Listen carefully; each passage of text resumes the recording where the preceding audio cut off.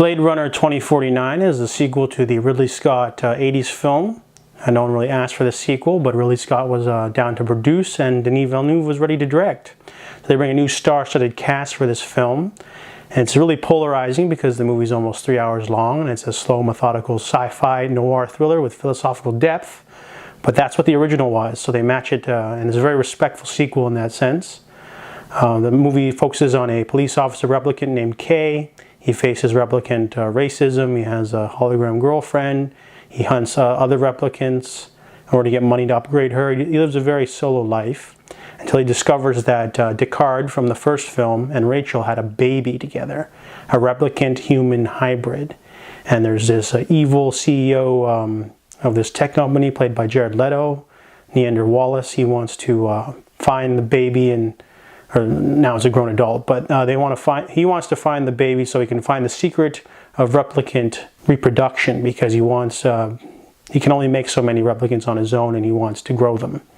So the race is on to find this lost child of the character of the first film.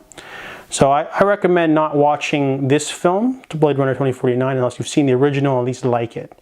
A lot of people say, oh, you don't need to watch the first one. Well, they're full of crap. You have to watch the first one first. There's some emotional stuff in this film that you won't get unless you've seen the first film. Also, this movie's really slow. It's done on purpose. It's a homage to the original, because the original is like a really slow science fiction noir film. So if you're not into that, I wouldn't recommend it. It's not like a gunfights every 10 minutes type of movie. A lot of the actions are very subtle. Most of the movie is pondering and walking around and slowness. The one thing I really liked about this film was that the female players in this movie steal the scenes in every scene they're in.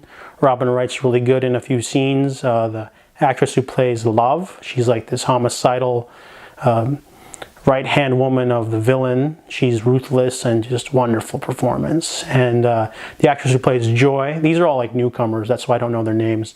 But Joy is also like the case of why you'd want a hologram girlfriend in the future. So Blade Runner 2049 is a film I really liked because I like the original and the second one delivers. I give it a solid 7.5 out of 10.